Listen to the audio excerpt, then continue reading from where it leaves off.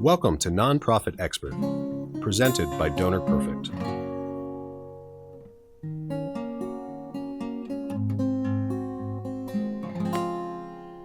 Thank you for joining us for this episode of Nonprofit Expert presented by Donor Perfect. And in this series, we're talking about relationships and resources and respect. And I'm thrilled to have with us today Andrea McManus. Andrea and I got acquainted with each other with AFP. She was first Canadian chair of AFP and actually succeeded me. We had a really lovely working relationship, and that's continued even as we have transitioned into other roles.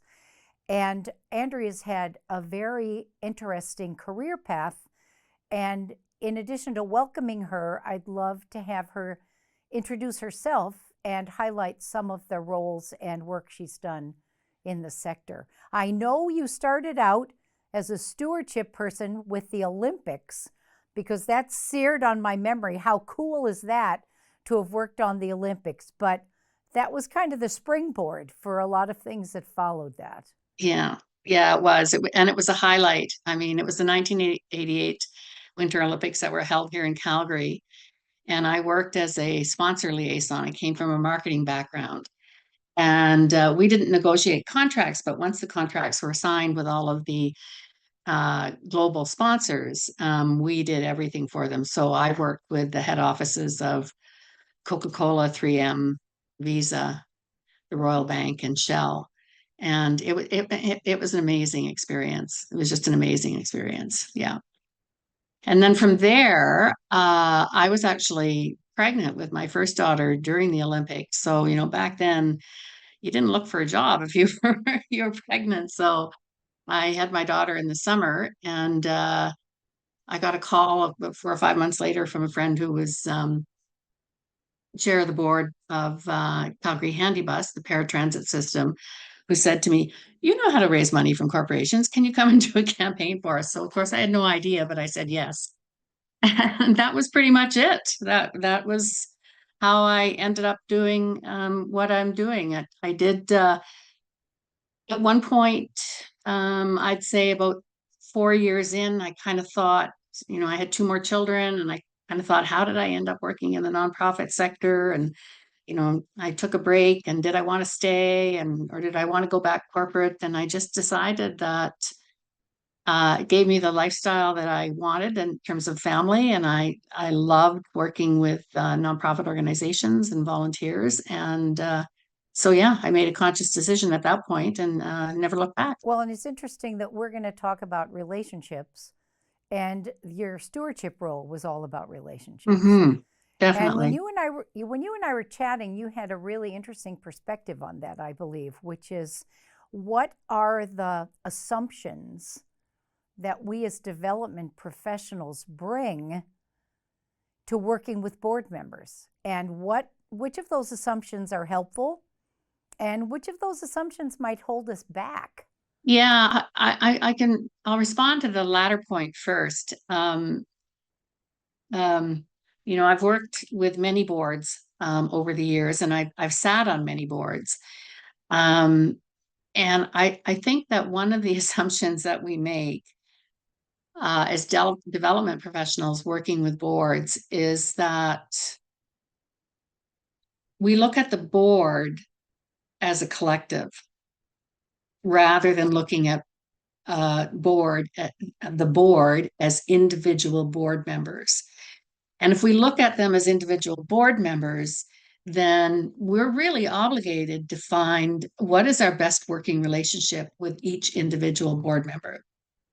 So if I was working with a board and I said, and Robbie, you were on that board, and I said, "Robbie, I really need you to help fundraise for XYZ organization."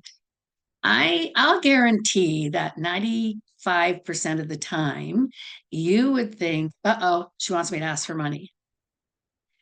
So I've long said that I think as development professionals, when we approach it that way, we're immediately throwing up a barrier that we don't need to throw up. because we have to deal with that barrier, and it just makes it more difficult. And so if we talk to board members, and we can do this at the board collective level, but if we talk to them to board members about fundraising as a process that involves many stages, and that ask is a very tiny percent of that whole pie. And the other pieces are essential to getting to that ask. And so the job of the board, I used to think that boards had a governance obligation to fundraise. And I no longer believe that. I think that boards have a governance obligation to ensure that an organization is worthy of philanthropic support. So it's well run, it's well led, it's financially viable, it sticks to its mission, it has a clear mission, it has strategic goals, and it's accountable to the community.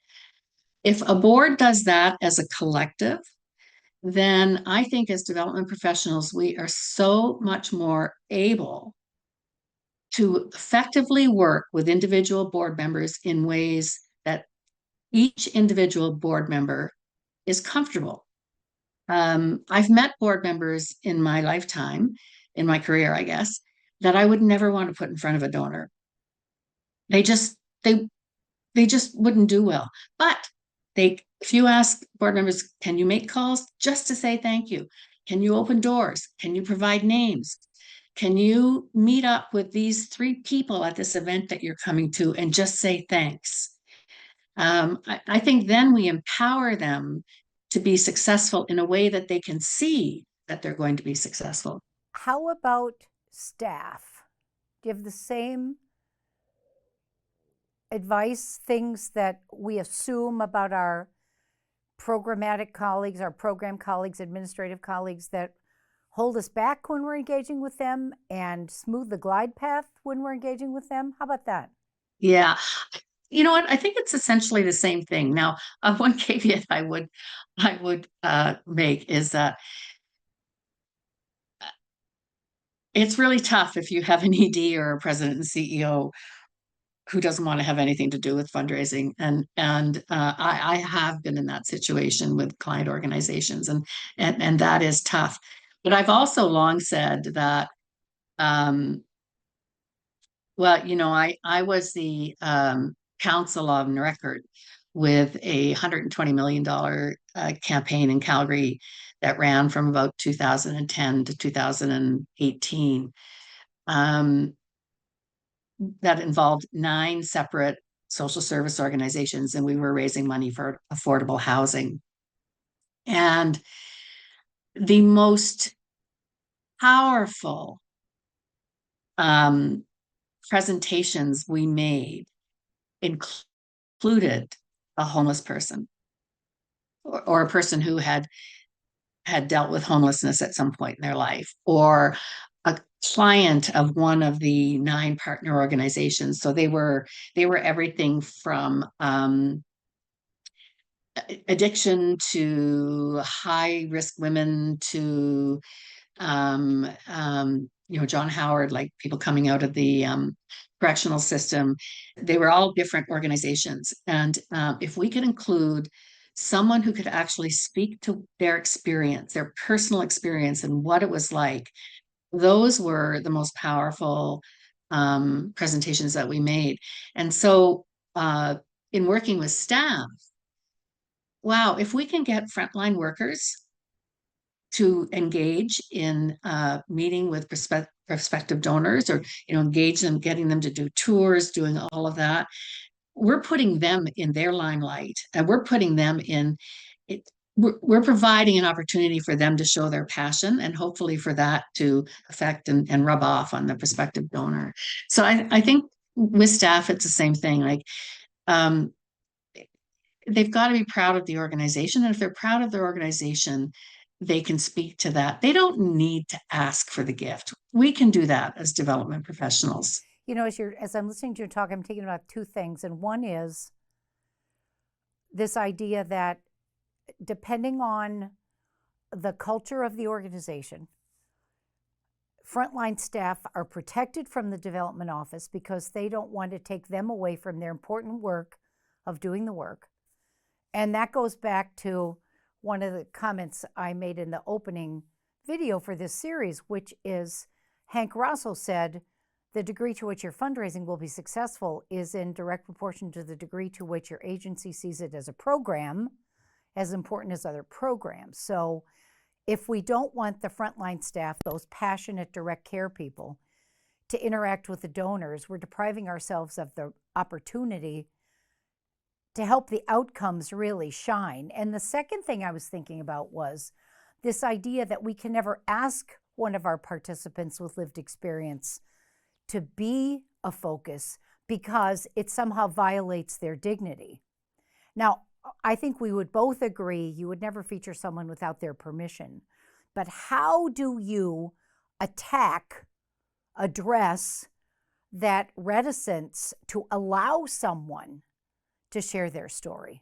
Yeah, personally, I think it's arrogant of us to assume the motivations or the wishes or the opportunities of other people. And so I had a situation in my very first fundraising job after the Olympics that has stayed with me all my life. And I've written about it and I've told the story many times. But when I was working with Calgary Handy Bus, so it was the paratransit system. So all of our customers the vast majority of them were on government assistance. And the service was run by the city of Calgary, but we, the organization, we raised money for buses, to put buses on the road, adaptive buses on the road. At that time, the buses were $25,000 each. So after about a year in, we got a new general manager, and he and I worked well together. But I had an idea that I wanted to run a campaign with our users, our customers, to put a bus on the road that was donated by the customers of Calgary Handy Bus. And Pat, my GM, he was open to the idea, not 100% sure, but he said, okay, let's bring it to a board meeting. Well, I slunk home after that board meeting. I said to my husband, I think I may be fired. Like, suffice to say, they did not like it. And they were appalled that I was recommending that we ask our customers, most of whom are on government assistance, to contribute to the organization.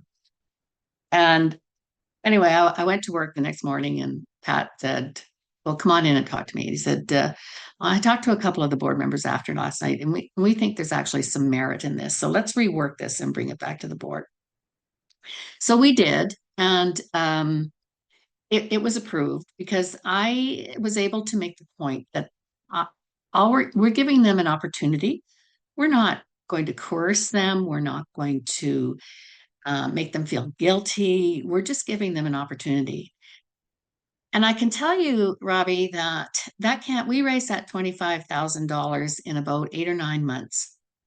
And we had people saying to our drivers, thanking them for treating them with dignity, for giving them the opportunity to contribute if they so chose. And I've never forgotten that. I've never forgotten the many layers of that and how to apply that in other fundraising. So when I worked on the Resolve campaign, the homelessness campaign, you don't force anybody. You find the right person, and if they're willing, it's just powerful, and it's a dignified. There's dignity and pride to the relationship, and that's what we need to find with our staff, with our volunteers, with our customers, clients, and with our board members. So as boards get their brains around this, because we agree with each other on this, that no one should make a decision for anybody else. And it is profoundly arrogant to think you know what someone else will decide. Mhm. So as boards evolve, as they go through their learning curve and the organization grows, you can have a development program that grows. You can also have an organization going through different life stages.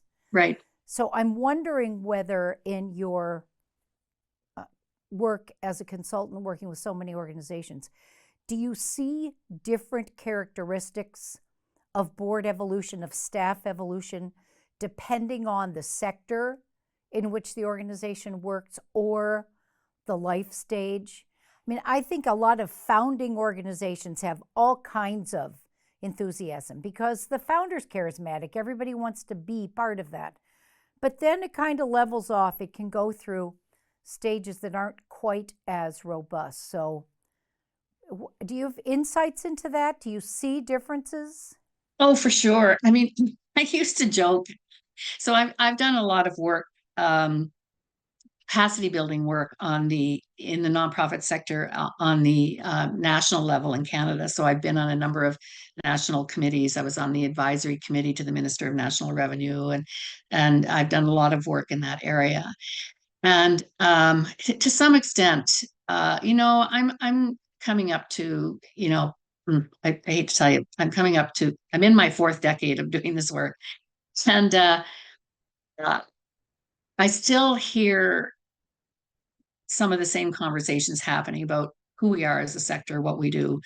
And I used to joke that my tombstone was going to read "Death by Overhead." And I mean that, but I am seeing a shift, and I think that if as development professionals, if we can build the relationships with that whole team of people that we need to engage in order to be successful in fundraising, then if we can tap into their passion and their pride in the organization, then that's going to carry over. It's going to be like a waterfall effect into and so then they have a stake. They see what they're doing as valuable. Then they that makes that conversation about appropriate resourcing so much easier to have. So because they have a stake in the game. They know what it's like to feel good about what they do. So I'm currently working with a medium-sized theater company here in Calgary, Alberta Theater Projects, and we had a launch event a week ago with for our 24-25 season. And this organization has just gone through a huge renewal. Coming out of the pandemic, it's challenging. Theater companies across North America are really struggling. The arts in general are really struggling. But the board of this organization has also gone through a renewal. And so we had about 8 of the 12 board members who were coming to the launch, and I gave each of them 4 names. They were so excited. I said, look, we're going to have 250 people there. You may not find these people, but if you do, Joe Smith is a 20-year subscriber and a donor. Just say hello to him and thank him. And I didn't weigh them down with a bunch of profiles, lots of information. I said, the couple of us will be there. We'll help to try to connect you. Don't find everybody. Don't worry. I just want you to say thanks. And, it's really important to ATP that you continue, that your support is really important. It was the first time they've been given something concrete to do. And as a result of that, I've gotten a number of good leads out of that. We've already got a couple of meetings set up that is including board member. And they want to be engaged and they want to be successful. So that whole conversation around resourcing will be that much easier for us to have if it was difficult before. And actually, it's not so much with this organization, but I'm just saying that, include them, engage them, and it becomes theirs. Was there any, when you were introducing the idea of everybody taking 4 names, Did you get any pushback at all, or was that an easy glide path? No. Well, I set the glide path up because I just started working with them in May. And in June, I attended a board meeting and I talked to them about my philosophy around fundraising, which was very much what we're talking about, is that ask piece is just one small piece. But I wanted to have a one-on-one conversation with each board member about their experience on in the nonprofit sector, any experience they had around fundraising, what they were comfortable with, and how they would like me to work with them. So I had those conversations and they were chomping at the bit after that to do, well, what can we do? Give us something tangible to do. So when we decided to do this launch event, and they were primed and ready to go. But I invested. If I had done that last part without doing the first two parts, it could likely well have been a very different story. Absolutely. Absolutely. So when you think about the kinds of people who serve on boards, Mm-hmm. and they seem to be all in because you help them see the reason for the task, are there things you advise clients to look for in board members? I realize we agree not everybody has to be a fearless asker, but is there a baseline of willingness to do some of the outreach, some of the ambassador work, some of the advocate work? Is there a way you coach governance committees, nominating committees to think about that conversation? Yeah, I think too often we don't do a very good job of that. Like in recruiting board members, we don't necessarily want to talk about that because they might scare them off. Then again, they're approaching it the wrong way. So, I'm a big advocate of having a list of, a job description for board members. I mean, there's the role of the board. There's job descriptions for board members because they need to come to the board knowing that they are making, they're making a commitment and what's involved in that commitment. And that's where language is important. I mean, I try to talk as much or more about philanthropic giving as I do about fundraising. And I used to do a lot of presentations around the fact that fundraising versus philanthropy, that fundraising is what we do, but philanthropy is our outcome, is the impact. And that leads to the impact of the organization. And I'd say about maybe 20 years ago, I kind of had this light bulb moment about, just talk about what the outcome of this is.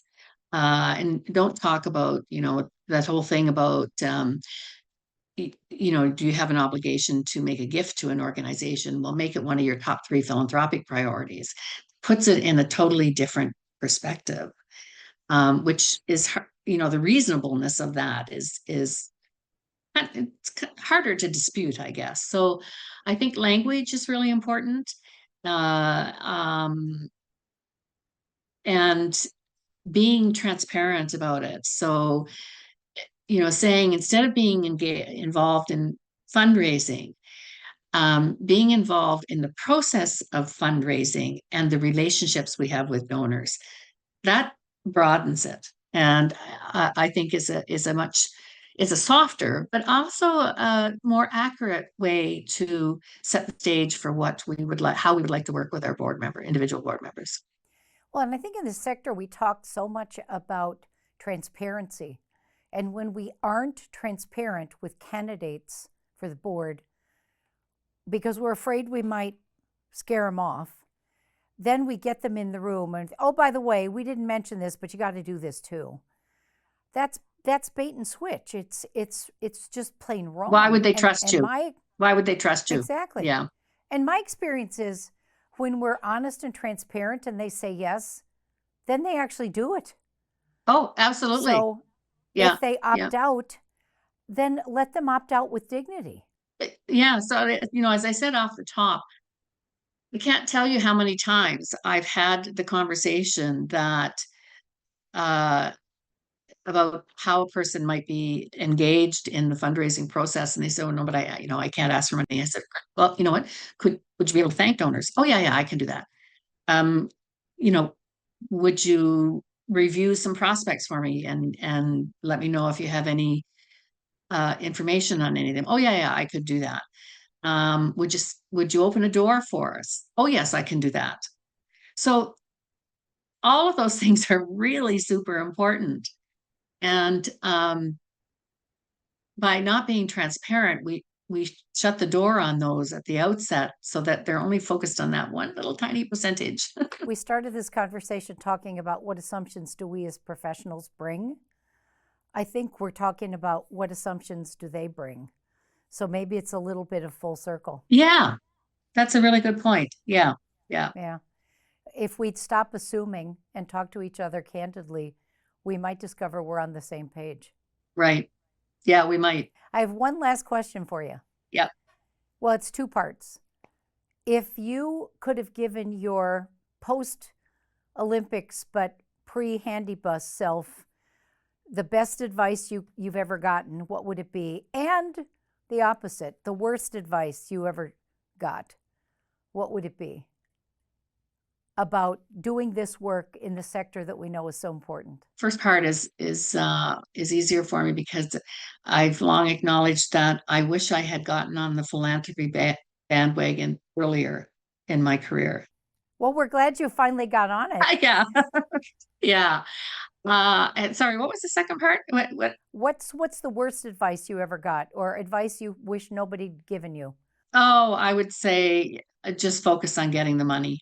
Yeah, I think that's the worst advice I ever got. Yeah, yeah. Donors are not ATM machines. they're not. They're not. And I think, I mean, I would make what I think would be a pretty good guess that for the vast majority of us, we've seen that over and over and over again, that they are not ATM machines. And we need to learn from that, like really sit and look at that and think, oh, okay, what was that all about? Well, how that makes total sense. And communicate that to those around us. Because I think we are complicit as professionals, and I'm making a generalization, I agree, but I acknowledge, but we are complicit in setting that perspective. Or tolerating it. Or tolerating it, yeah. Well, I'd like to believe we're getting into an era of engagement in philanthropy where disabusing people of that assumption will be less and less difficult, but I'm not sure it will ever go away. Sure, it won't. Like I said, I'm hearing the same conversations I heard 40 years ago. Many levels. Yeah, yeah. Well, thank you very much for spending time with us. Yeah, thank you. Relationships are so important between and among staff, between and among donors, between and among board members. And without that, we would not be successful. And I like to think philanthropy makes the exceptional possible. And so without this, so much wouldn't happen that needs to happen. Yeah, I agree. Yeah, my pleasure. You've been listening to Nonprofit Expert, presented by Donor Perfect, in our series Relationships, Respect, and Resources. And thank you so much, Andrea McManus, for joining us. Thank you for listening to Nonprofit Expert, presented by Donor Perfect. For more information and a special offer, visit donorperfect.com/podcast.